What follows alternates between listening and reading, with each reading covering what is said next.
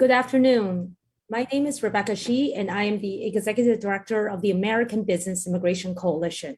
We are a bipartisan coalition of 1,200 CEOs and employers across the country, from Texas to Florida, Arizona to Idaho. Today, you will hear from a range of leaders from Congress, the White House, faith, civil rights, and immigrant advocates on why legalizing immigrants with temporary protected status is economically important, morally right, and politically smart. Immigrants with TPS are critical to meatpacking. They're critical to hospitality and healthcare. We work closely with a large number of El Salvador, Hondurans, and growing number of Venezuelans. But TPS is a place where a large number of Black immigrants are trapped, from Haiti to Somalia and Sudan. They're here over 20 years. They have legal status. They have a legal work permit. But rather than creating a way in which to evolve their permanent status, every 6 to 18 months, they have to pay up to $600 each time to renew their work permit. This makes no economic or moral sense. TPS recipients send billions of dollars of remittances home. Remittances are direct transfers of money to support families at home, work and start businesses at home. So TPS tackles the root causes of migration. It keeps people home instead of taking the dangerous journey here. Here to tell you more, I am honored to welcome the co-chair of ABIC, Sam Scott, to give us some more context on TPS. Sam? Thank you very much for joining us today. My name is Sam Scott, and I'm the retired chairman and CEO of Corn Products International. And today I serve as a co-chair of the American Business Immigration Coalition, or ABIC. ABIC is a bipartisan coalition of approximately 1,200 CEOs and business leaders from across the country. We operate in about 15 states, and we are committed to common sense immigration reform. We're here today because we need our Congress to take action now. Legalizing hardworking farmers, dreamers, and immigrants with temporary protected status, which will help to grow our GDP, spur job growth, and raise wages for all American workers. Black immigrants are disproportionately impacted by temporary protection status, or TPS. America is the home today of approximately 300,000 TPS holders. As of March 21, over 56,000 of them are from Haiti, and we welcome them to our shores after the significant and devastating earthquake that took place not that long ago, as well as the political turmoil that has riled that country in the last couple of weeks. Nearly 2,000 of the TPS folks are here from the Sudan or Somalia, and they have fled horrific civil wars within their countries. TPS recipients have been part of this country on average for about 20 years. They work, they own businesses, they own homes, and they have children and spouses that are U.S. citizens. Home is here for them. 96% of the TPS holders are of working age, and that 96% currently are employed. They have household combined incomes of approximately $11 billion, and they pay approximately $2.5 billion in federal, state, and local taxes each year. They're the backbone of our hospitality and healthcare industries in this country, from Florida to Texas. Inaction today is unacceptable. There's a bipartisan deal to be had if Republicans are willing to step up to the plate. If they're not, Democrats should move forward with comprehensive immigration reform and include it, if necessary, in the reconciliation process if they decide to go that way. Over 70% of American voters support sensible immigration reform to grow the GDP, to generate revenue, to raise wages for all Americans. We cannot afford to miss this opportunity. The time is now. Thank you very much for your time, and have a good meeting. Great. Thank you so I'm Andrew much, Tish, Sam. and I am co-chairman of Lowe's Corporation. It is my great pleasure to introduce my good friend, U.S. Senator Cory Booker of New Jersey. Cory has been a close friend of mine for 20 years. I know that he is a champion for common sense immigration solutions that are urgent morally and urgent to grow the national GDP, spur growth, and raise the wage floor for all American workers. In particular today, we will discuss the crucial contributions of TPS recipients, including immigrants from Haiti, Somalia, Sudan, as well as Venezuela and El Salvador. At Lowe's in Orlando and South Florida alone, we employ hundreds of TPS recipients. So we know firsthand as employers how crucial it is and how thoroughly they have earned a path to legal status and citizenship.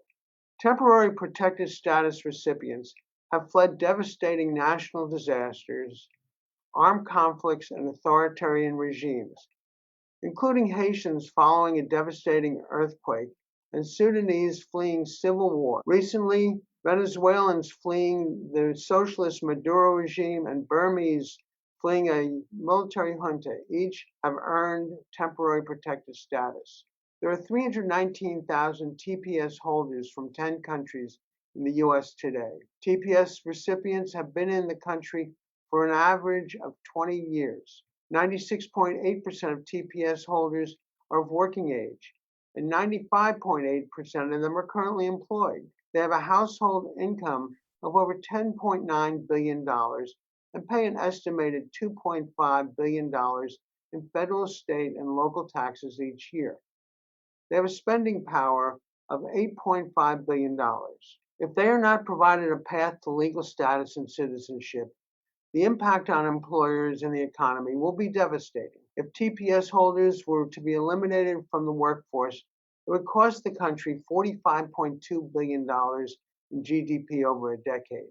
If TPS holders can no longer renew their work permits, employers will lose almost $1 billion in turnover costs, which would have a disproportionately negative impact on states such as Florida, New York, California, Texas, Maryland, and Virginia. The impact will be felt across many industries, including my own, the hospitality industry. To help drive our economy, to grow the national GDP, to spur growth, to raise the wage floor for American workers, common sense immigration solutions, including a path to citizenship for TPS recipients, cannot wait. With that, I am so honored to be able to introduce my dear friend Cory Booker. He's a fighter for New Jersey, for the economy, for immigrants, and for every American. Whether fighting for the American people on the Senate floor, or revitalizing a neglected, proud city, or carrying his neighbor out of a burning building, this is a man of courage and integrity, devoted at his core to doing the right thing. So without further ado, my dear friend, Senator Cory Booker. Andrew, thank you for that incredible introduction, even though you took all of my talking points. Andy has been a dear friend of mine for my entire career, and I'm grateful that he and I are joined together in the fight on many really critical policy issues. I'm also grateful to be here with an extraordinary group of congressional leaders. I'm very blessed as a member of the Congressional Black Caucus to serve along people who are not just friends and allies, they're also heroes, and our collective strength in the Congressional Black Caucus, more than 10% of the House of Representatives, is used to focus on issues of profound importance, not just to the Black community, but as was once called the CBC, the conscience of the Congress, the conscience of the country, on a lot of issues that work to make us a stronger, better nation, more robustly fulfilling our founding ideals, as well as our most important moral message to the world. This is one of those moral messages. I'm so grateful that Andrew Tisch made the clear, unassailable economic argument for why it is a self-inflicted economic wound should we not truly create a comprehensive immigration reform and a pathway to citizenship for dreamers and people in temporary protective status. This is to the tune of literally, as Andrew said, hundreds of millions, billions of dollars to expand our economy, to create jobs, to source small businesses, to bring revenue into our government. And even more than that, it's a globally competitive issue. America is economically strong because we have a strong source in every generation of immigrants who have been more likely to start businesses, more likely to succeed economically, who have a tremendous track record for making our nation the #1 economy in the globe. It's also a critical moral issue. I know many of the dreamers in my state. I know many of the people on temporary protected status. These are folks who are great Americans in every way but a piece of paper. They take care of our elderly. They teach and take care of our children. They're first responders. They're people who start businesses and entrepreneurs. They are extraordinarily fellow citizens. But yet we have put them in the state of high anxiety and stress. We are literally wearing the fibers of their being thin because they're constantly worried that they're going to be forced back to a country that they have not been in, as Andrew said, on average of decades. More than this, their children have grown up knowing this country as well and are continuing generational strength for us, but yet we are putting them in households that undermine their sense of security and sense of stability. We must find a pathway to provide citizenship for these extraordinary folks who are contributing to our country, who are helping us to make real the very ideals, as a senator from New Jersey, the state that has liberties back, the very ideals that we people believe in when they look at that great Statue of Liberty.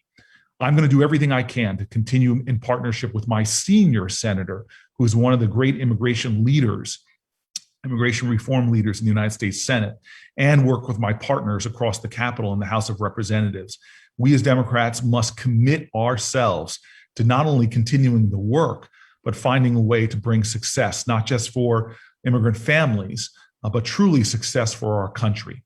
If we do not do this, as I mentioned before, it is a self-inflicted wound, and in an increasingly globally competitive environment, America will lose ground.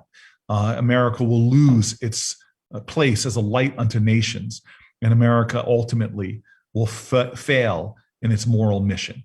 And so I'm grateful for this coalition. I'm grateful for the business leaders. I'm grateful for this public-private partnership. You all give me hope that not only do we know the arc of the moral universe is long, but it bends towards justice. You give me hope that on this call, there are so many people committed to being arc benders, to not just hope that history happens, but to make the history happen that is right, that is just, and that is best for America. Thank you all. Right. Thank you so much for your leadership, Senator Booker. I'm honored to introduce Anu Joshi to introduce our Congresswoman from New York, Yvette Clarke. Thank you so much. Hello, everyone. My name is Anu Joshi, and I'm the Vice President of Policy at the New York Immigration Coalition. We're a statewide policy and advocacy organization with over 200 members that serve New York's diverse immigrant and refugee communities, including over 40,000 TPS holders. Over the last 18 months, immigrant community members have been at the forefront of the fight against the pandemic, serving as healthcare workers, childcare providers, janitorial staff, farm workers, you name it. And this includes the over 12,000 TPS recipients here in New York State alone that have served as essential workers, keeping our state and communities running. Now, these families deserve more than just our applause and admiration, although they definitely deserve that. They deserve permanence and the opportunity to live full, whole lives together with their families in this country. And that's why I'm so proud today to introduce one of the strongest champions for TPS holders in the House of Representatives and one of the original sponsors of H.R. 6, the Dream and Promise Act, Congresswoman Yvette Clarke. Congresswoman Clarke is the proud daughter of Jamaican immigrants and has brought her passion for her Caribbean heritage to Congress. Congresswoman Clarke has been a member of the Congressional Black Caucus since she went to Congress in 2007, and today, and for many years, has served as the chair of the CBC's Immigration Task Force. And just earlier this year, Congresswoman Clarke became a founding member of the House Haiti Caucus, where she has been a tireless advocate working alongside Haitian organizers to ensure that the Biden administration renewed and redesignated temporary protected status for Haiti for the full 18 months. Congresswoman Clarke, thank you so much for being an incredible friend to the New York Immigration Coalition, to being an incredible champion for TPS recipients here in New York and across the country, and fighting so hard for a road to citizenship for TPS holders to be included in this next budget reconciliation package. We know we can't afford to wait any longer. So thank you so much and welcome, Congresswoman Clarke.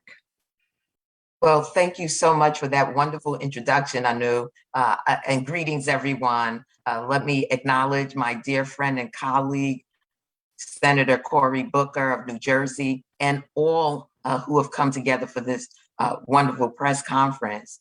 As has been stated, I'm Congresswoman Yvette Clarke, and I chair the Committee on Immigration, the Immigration Task Force for the Congressional Black Caucus, as well as I'm one of the closers tasked by Speaker Pelosi to really make sure that we pass immigration reform this year.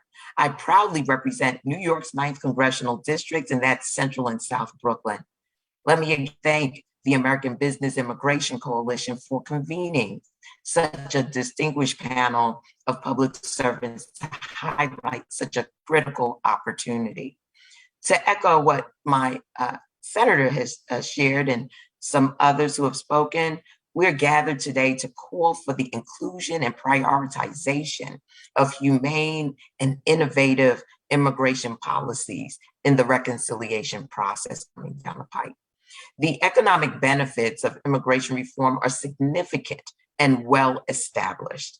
Immigrants boost the nation's capacity for innovation, entrepreneurship, and technological change, create about 1/4 of new businesses, and represent about 1/5 of the total labor workforce.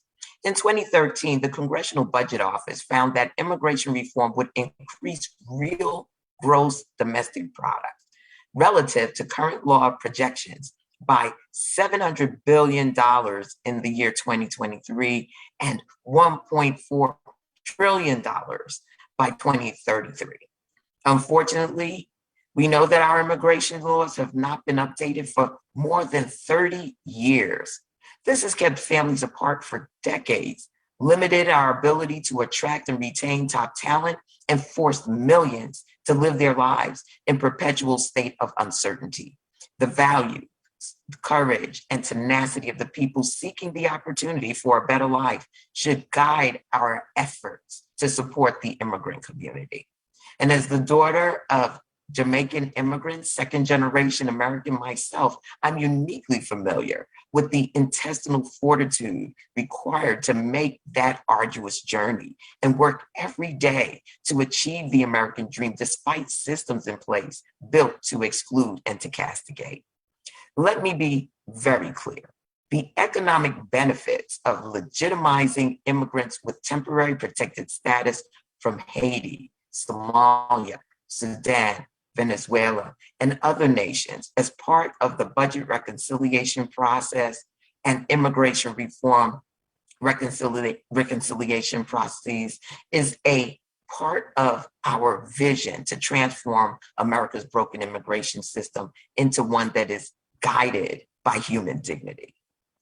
One that centers and prioritizes our humanity, and this is completely achievable. This is a once in a generation opportunity, and we have to take advantage of it now, full stop.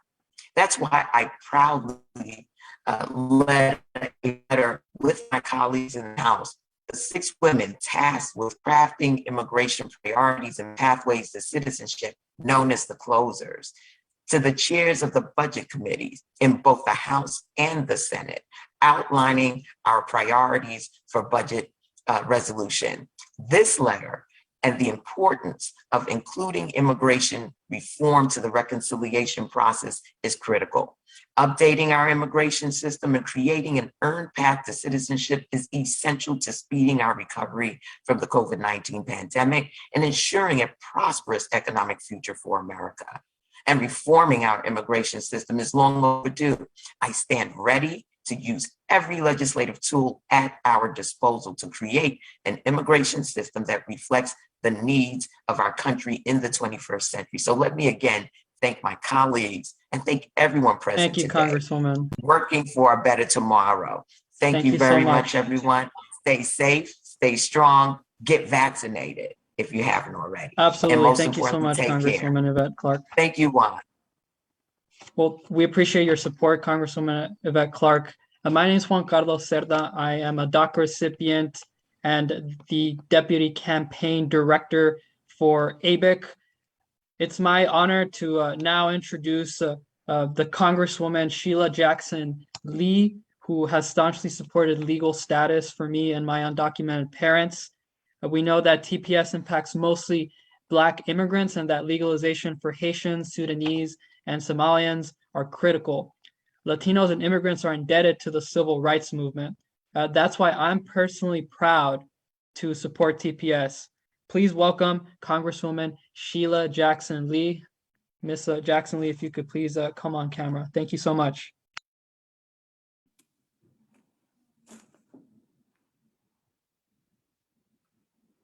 It's a pleasure to be with you, Juan, and my other colleagues. I'm delighted to be here with very esteemed members of thought processes as relates to the question of immigration in the United States. And so Rebecca, Sam Scott, Andrew Tisch, and of course, Senator Booker, and Anna Navarro, Cedric Richmond, and of course, delight to be here with Congresswoman Yvette Clarke.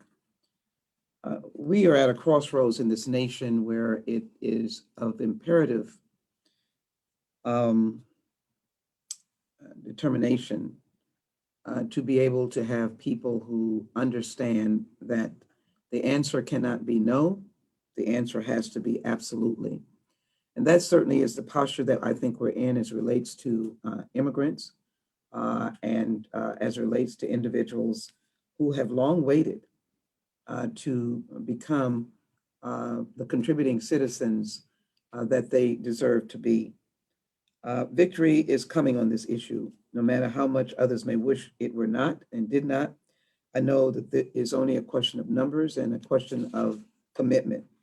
Efforts to control the numbers of voters, and you wonder why I say that while we're in the midst of voting rights, really has an impact on this, because the impact is how many others do we want to ultimately become citizens and ultimately have the right to vote? And it's as clear as day.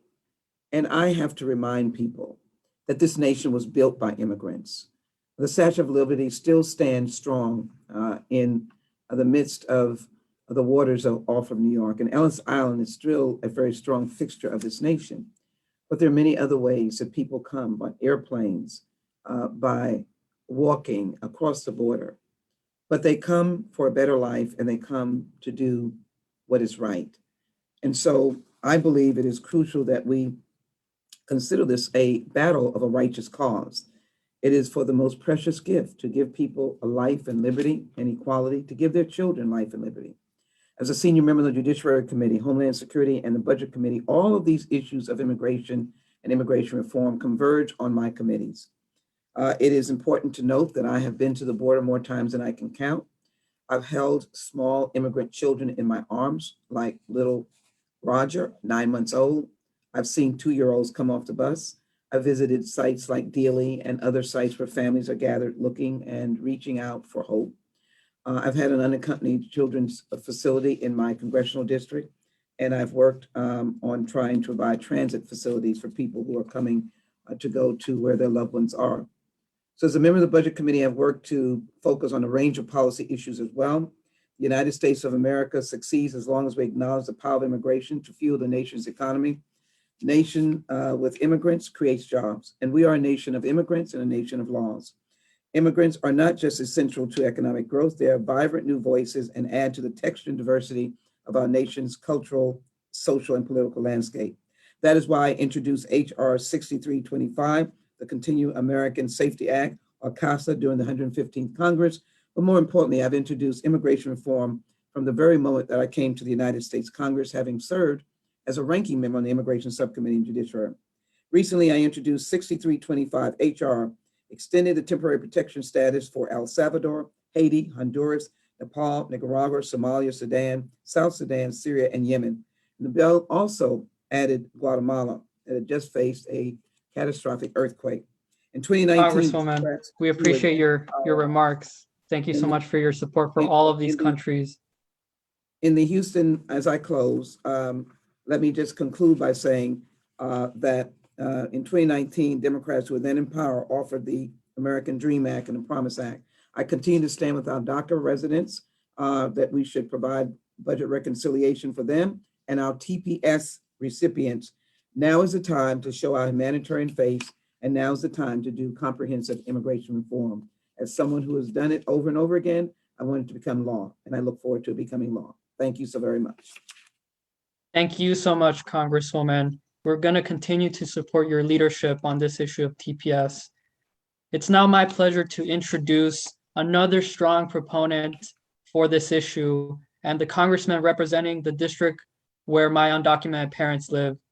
Congressman Mark Vesey has been a champion, not just for me and my undocumented parents, but also our TPS friends in the Dallas-Fort Worth area.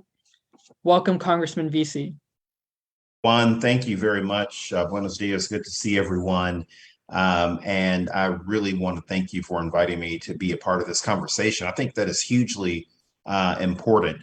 As you know, Dallas-Fort Worth is a very strong, has a very strong and vibrant immigrant community, and is growing each and every day. And because of that, we have about 15,000 TPS residents that live here in the Dallas-Fort Worth Metroplex, and they contribute a lot to our local economy. And this is one of the fastest growing areas in the entire country. And TPS residents earn about $347 million, and they contribute millions of that back into the local economy here, making it one of the most vibrant economies in the entire world.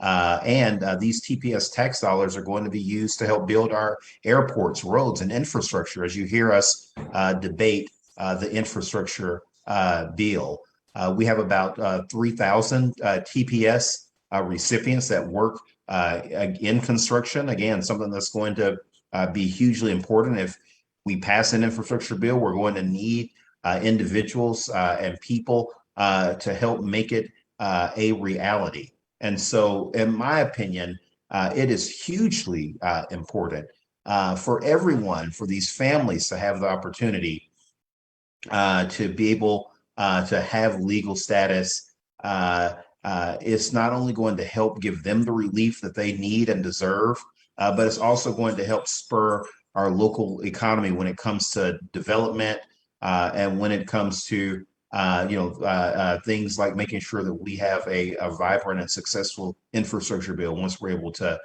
get it passed. And so keeping TPS holders in our community not only protects them, but it also is good for America. And so that's why I'm calling on my fellow lawmakers to include legalization for TPS recipients in the reconciliation bill. It's going to be important. It's well deserved. And it's good for America. It's good for each and every one of us. Juan, thank you very much for having me on. Thank you for continuing to beat the drum on this issue because it is hugely important, my friend. And I just appreciate all of your work and everyone on this panel. And also, in closing, want to thank you for bringing on my colleague, Representative Clarke, and talking about the importance of the diversity in this issue as well.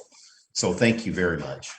Great. Thank you so much, Congressman, for your relentless leadership. It is now my pleasure to introduce Mr. Wade Henderson.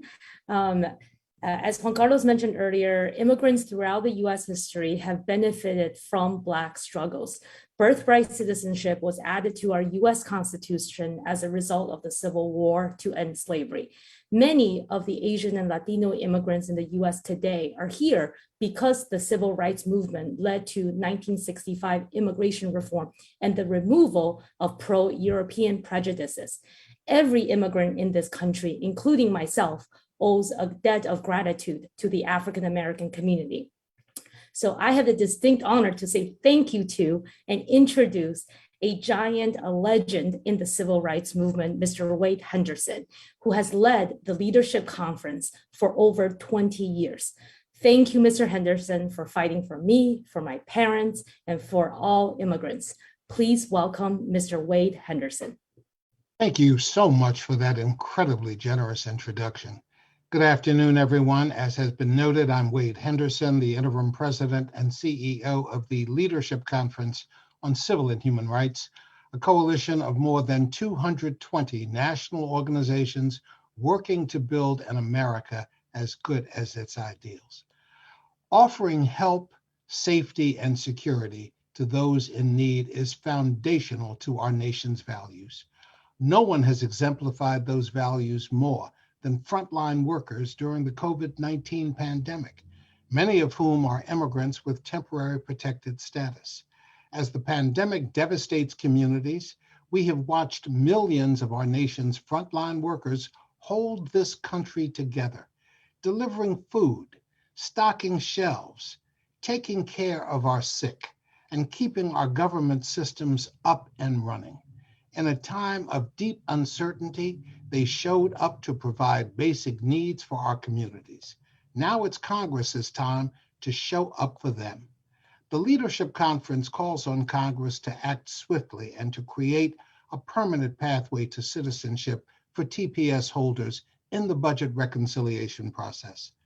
Lest we forget, lives are at stake, and if Congress fails to act, the consequences for employers and the economy would be disastrous.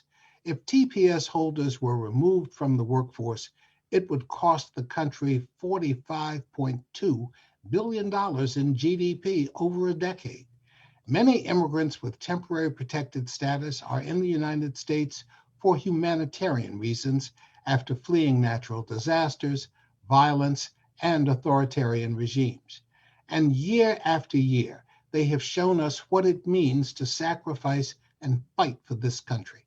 Our nation's leaders should look to their example and marshal the same courage and hope and integrity that TPS holders show every day. Immigrant rights are civil rights.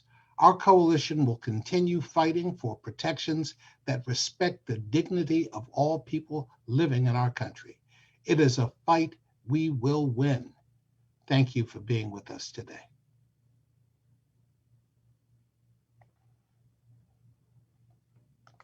Thank you so much, Mr. Henderson. It is now my honor to introduce from the National Urban League, Ms. Joy Oliva Chaney, to provide remarks. Thank you so much. Thank you, Rebecca. My name is Joy Chaney, and I am the Executive Director of the Washington Bureau at the National Urban League. The National Urban League is an historic civil rights organization dedicated to providing economic empowerment, educational opportunities, and the guarantee of civil rights for the underserved in America. Founded in 1910 and headquartered in New York, the National Urban League has 91 affiliates and serves 300 communities in 36 states and the District of Columbia, providing direct services that improve and impact the lives of more than 2 million people nationwide.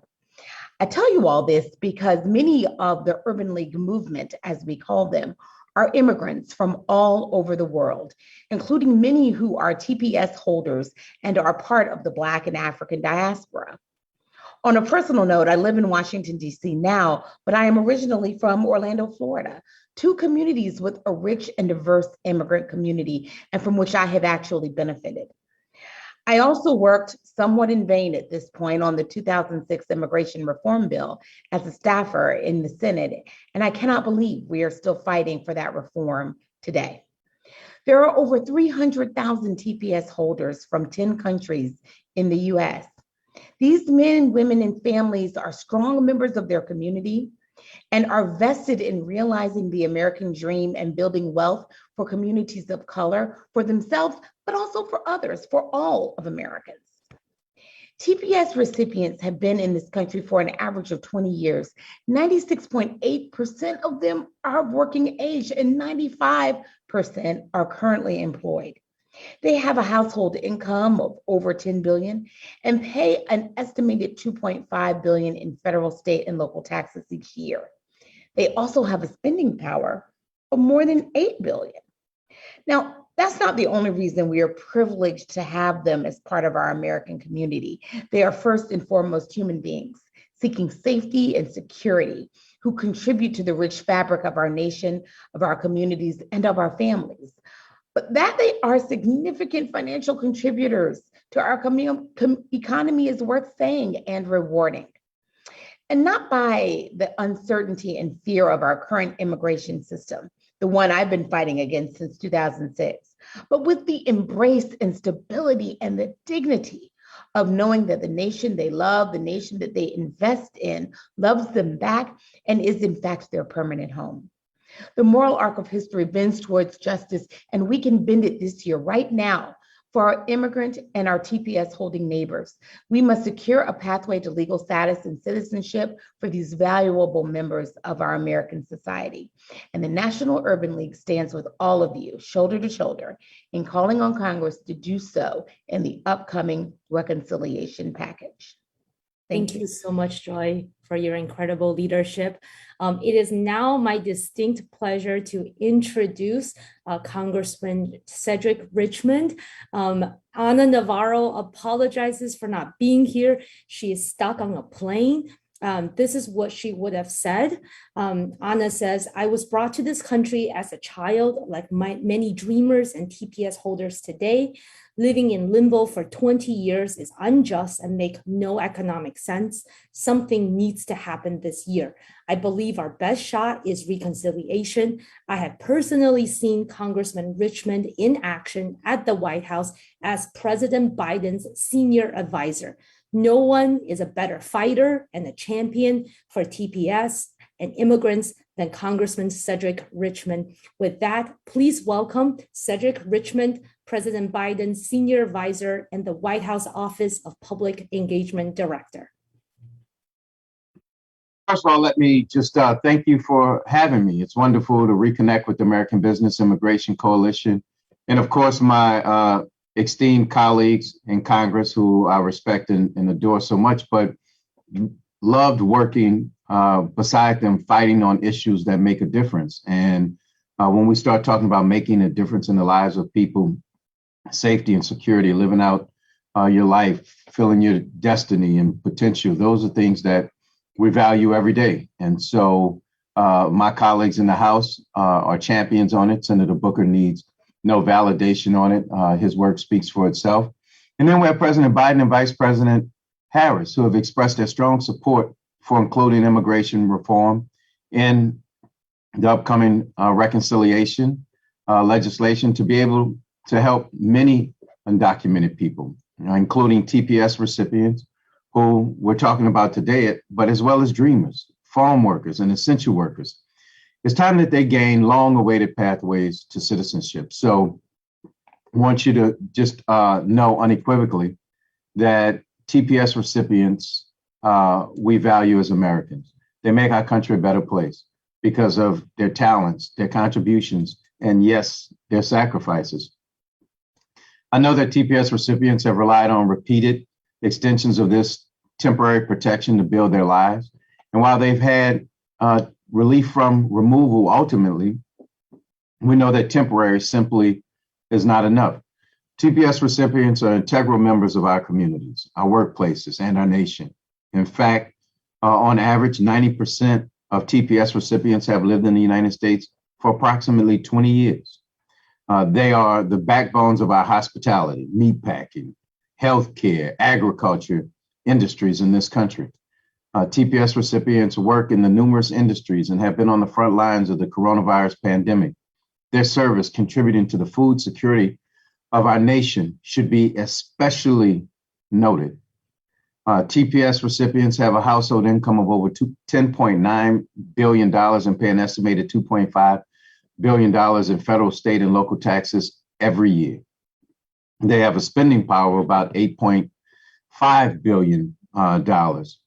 And if they're not provided a path to citizenship, the impact on employers and the economy will be devastating. If TPS recipients were eliminated from the workforce, it would cost the country $45.2 billion in gross domestic product over a decade. Employers will stand to lose $967 million in turnover costs. This impact would be felt across the industries and communities. And as Anna's heard me say before, that is the economic argument. The real argument is it's the right thing to do, and it's about time that we do it. And that's how the president and the vice president approaches it. And I'll close by noting this, of course, that TPS recipients don't just contribute to our economy. They're longstanding members of our communities. Approximately 620,000 individuals live in households with a family member that TPS protects. That number includes 448,000 U.S. citizens, 279,000 whom are U.S. citizen children under the age of 18. It is time to provide TPS recipients and their families with the stability that they need, but more importantly, that they deserve. So please know that the White House is committed to enacting a pathway to citizenship via reconciliation this year. In fact, President Biden and Vice President Harris met with congressional leaders last week, where they discussed their shared support for creating a pathway to citizenship for TPS recipients, for dreamers, for farm workers, and other essential workers. They also discussed the actions this administration is taking to protect these groups, their livelihoods, and their ability to stay in the United States with action we can do. So with that, let me turn it back over, but know that you have very excited, unapologetic, unequivocal partners in the White House and the president and vice president when it comes to getting TPS across the finish line. So thank you. Thank you so much, Mr. Richmond, for your unequivocal support for TPS recipients to grow our economy, raise wages for all Americans, and to continue having vibrant communities. And it's now my pleasure to introduce one of these individuals who help our communities be more vibrant. Ronnie Ponthieu is a Haitian TPS recipient, a nurse, and a member of Family Action Network movement. Welcome, Ronnie. We are excited to hear your story. Thank you, Juan Carlos, and good afternoon, everyone. My name is Ronnie Ponthieu. I'm a Haitian immigrant, a worker with temporary protected status, a registered nurse, and essential worker during COVID-19. I'm also a member of Family Action Network, FAM. I was granted TPS by immigration officials when the earthquake left Haiti in shambles a decade ago. Since we first came to the US, my wife and I have had 2 US-born children. We put ourselves through nursing school and bought a house in Miami Gardens. My son, by the way, is an E4 specialist in the US Army. I work at Jackson Memorial Hospital COVID-19 unit, where I save lives every day. I've been in the US for 21 years now, since 1999. And since 2006, I've been a nurse. I put my life in danger and on the line to save American lives. My wife and I own 3 cars and pay our mortgage. Without permanent status, we may not be able to pay our expenses and provide for my 14-year-old US citizen daughter. TPS recipients like me are workers, business owners, and taxpayers. Permanent status will allow me and my wife to be more productive and continue paying taxes. That's why I respectfully urge our members of Congress to include a pathway to legalization for TPS holders in the reconciliation bill. Thank you very much. May God bless you. Thank you so much, Ronnie. We definitely need individuals like you continue to being in our country and contributing and making our economy stronger. We will hear next from another TPS recipient, Cecilia Gonzalez, who is a Venezuelan TPS recipient and leader. Cecilia. My name is Sheila Gonzalez, and I'm a TPS recipient. My family and I came to this country after escaping the political persecution from the Venezuela totalitarian regime. Since day one, my family and I have been working hard and have contributed to our local economy. In fact, I worked at the hospitality industry for over 3 years while attending college and keeping a 4.0 GPA. At points, I have had to have 2 jobs to make ends meet. The same is the case of my mother, who started her own small catering business while working full-time in a grocery store.